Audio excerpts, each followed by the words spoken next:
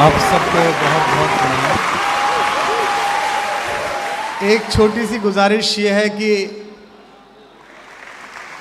इतनी ज़्यादा तादाद में, इतनी संख्या में आप लोग हैं कि मंच को भी ये भ्रम है और मेरे मन में भी ये आकलन है कि इतनी भीड़ में कविता नहीं होगी।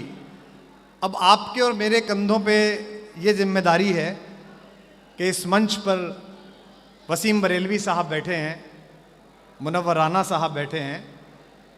आज ये मुशायरा या कवि सम्मेलन हम 100-125 रात पढ़ते हैं पूरी दुनिया में। मुझे सुबह 5 बजे जाना भी है बाहर और दुनिया भर में हम लोग पढ़ते हैं। याद नहीं रहता है कि क्या है क्या नहीं। एक आध कोई मुशायरा अपने आप में नज़ीर बन जाता है, अपने आप में संस्मरण बन जाता है।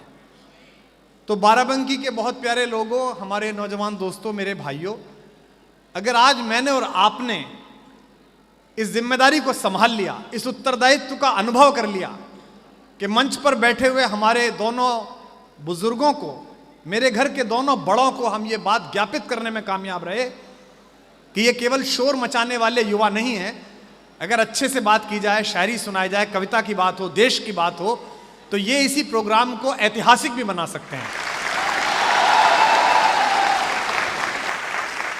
हम लोग इकट्ठे इसलिए हुए हैं, इतना बड़ा इंतजाम एक प्रोग्राम करने के लिए कितनी मेहनत होती है।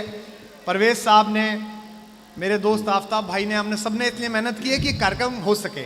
ये सब आपकी मोहब्बतें, आपका प्रेम है, युवाओं का प्यार है कि मुझे इस योग्य बनाया। मेरे पास जो कुछ भी है मैं आपको प्रस्तुत करता हूँ।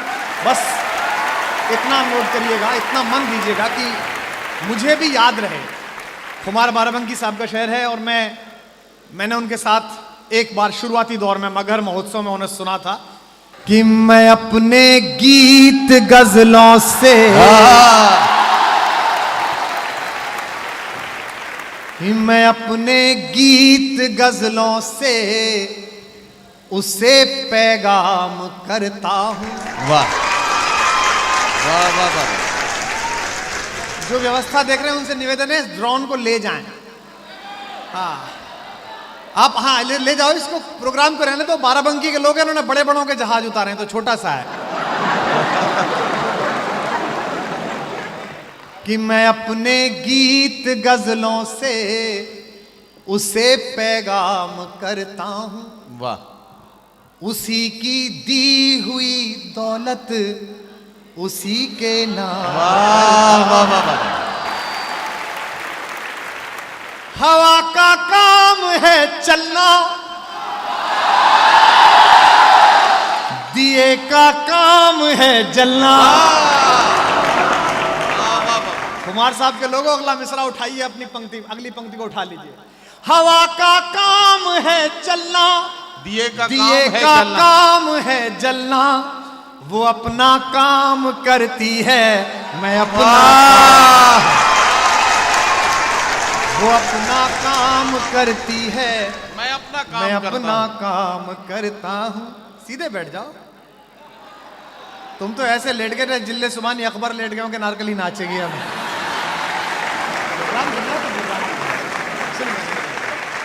थोड़ा बहुत शब्द सीखा हूं। ये उर्दू का मंच है, मुशायरा है।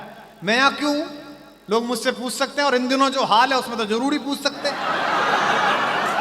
मैं 4 पंक्ति बताता हूं कि मैं यहाँ क्यों हूं, और आप मेरा स्वागत अभी ठीक से कर नहीं पाए शायद इन 4 पंक्तियों पे सुन। ये उर्दू बाज़्म है और मैं तो हिंदी माँ का जाया हूं। ये उर्दू बाज़्म है और मैं तो हिंदी माँ का जाया हूं। ज़बाने मुल्क की बहनें हैं, ये पैगाम लाया हूं।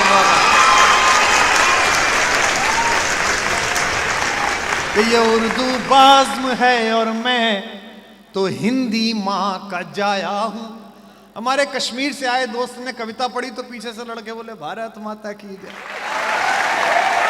आजकल बहुत चलता है, भारत माता की जय बोलो। बोलेंगे साहब, जरूर बोलेंगे।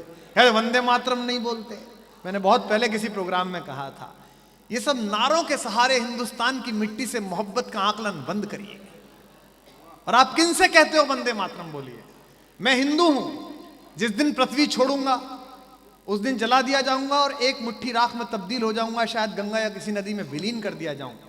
लेकिन मेरे साथ पैदा होने वाला, मेरे साथ खेलने वाला मेरा दोस्त रऊफ, या मेरे साथ रहने वाले मेरे दोनों दोस्त फरहान और आफताब, ये जब पृथ्वी छोड़ेंगे तो भारत माता इन्हें अपने हाथों में लेकर हश्र के दिन का इंतजार करेगी।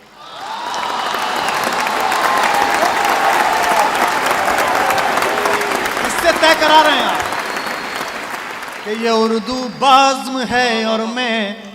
कोई भी एक आदमी इस मजमे में मायूस हो, ये जो बाजीगरी चल रही है सियासत में इन दिनों धर्म की, मजहब की, तो एक बात समझ लेना, हिंदी कवि सम्मेलन का सबसे छोटा बेटा अपने घर के बुजुर्गों के सामने कह रहा है, किसी की औकात नहीं है कि जमीन में नफरत का बीज बो सके, क्योंकि इस जमीन की तासीर ही ऐसी है कि नफरत के बीज को उगल देती है थूक कर।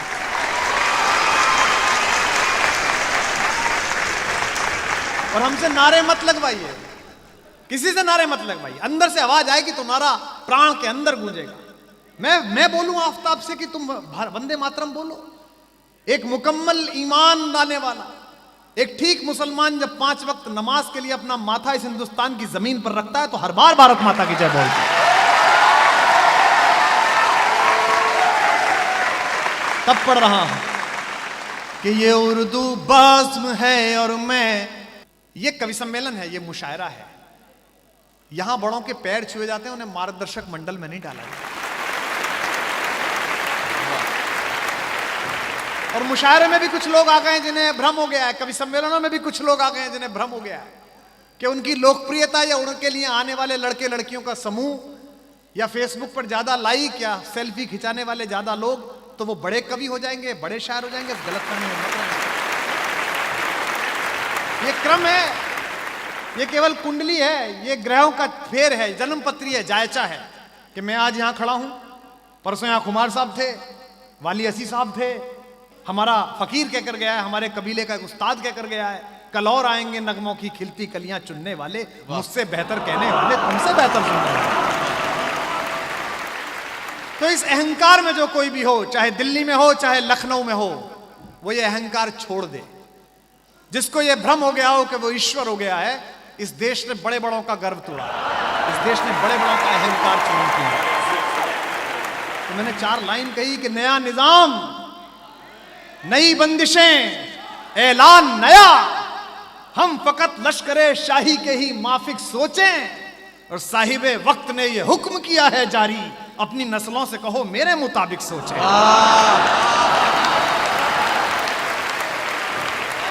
कि ये उर्दू बाज़्म है।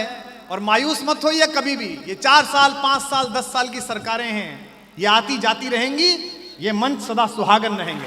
यहां खुमार साहब बैठते थे, यहां कभी खुमार साहब बैठते थे, झूम के गाते थे, नहारा है इश्क ना है दुनिया थकी है, दिया जल रहा है हवा चल रही है। आज हम हैं, कल कोई और आएगा।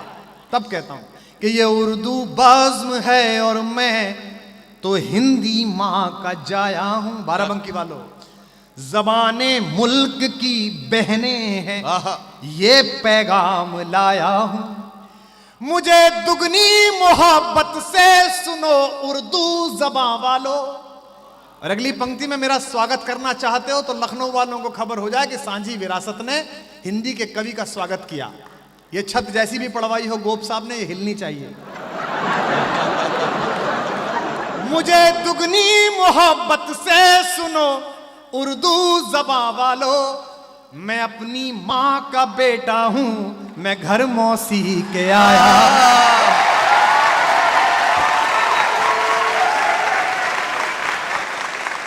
मैंने कोशिश की कि मेरी एक भी कविता ऐसी ना हो जो मेरी माँ और मेरी मौसी दोनों के पैर छू करना आए। बुलंदशहर में एक मुशायरा हुआ था, तो एक मंत्री जी आए थे, तो सारे शायरों ने उनसे कहा कि मंत्री जी मैं आपकी तवज्जो चाहता हूँ, मैं आपकी तवज्जो चाहता हूँ। तो मंत्री जी ने बाद में भाषण दिया कि बहुत अच्छा मुशायरा हुआ है और बहुत अच्छे मुशायर आए हैं, और कई मुशायर ने हमसे तवज्जो मांगी, तो हम लखनऊ जाके मुख्यमंत्री जी से बात करेंगे और कोशिश करेंगे हर मुशायर को एक एक तवज्जो दिलाई जा सके। ये कमिश्नर साहब बहुत प्यारे आदमी हैं और ये गाते बहुत अच्छा हैं। हाँ, मतलब कि कभी ने सुनिएगा बुलाकर, या जब रिटायर हो जाए तब क्या करेंगे उसके बाद, यही काम है। तो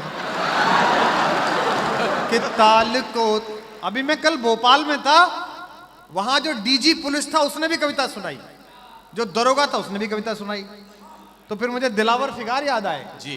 कि रफ्ता रफ्ता हर पुलिस वाले को शायर कर दिया, महफिले शेरो सुखन में भेजकर सरकार ने, एक कैदी सुबह तक फांसी लगाकर मर गया, रात भर गजलें सुनाई उसको थानेदार ने।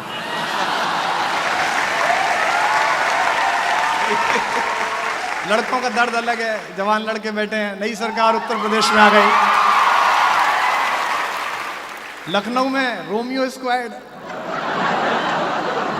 पुलिसकर्मी भी बैठे हैं, आज सारी कप्तान साहब भी आए हुए थे और तमाम अधिकारी लोग बैठे हैं। मैंने कहा भी मुख्यमंत्री जी से, मैंने कहा साहब मोहब्बत का शहर है लखनऊ, ये क्या आप मोहब्बत पे इतनी पाबंदी? बोले देखिए साहब, मोदी जी ने कहा था ना खाऊंगा ना खाने दूंगा, मैंने न की है न करने दूंगा। मैं पहली बार आया हूँ बाराबंकी देखिए मुशायरे में, कवि सम्मेलन में इतने साल हो गए, इसके बाद भी पहली बार आया हूँ। तो सुनिएगा कि कोई दीवाना कहता है कि कोई कोई मगर धरती वाह। मैं तुझसे दूं ये तेरा, वाह। क्या बात।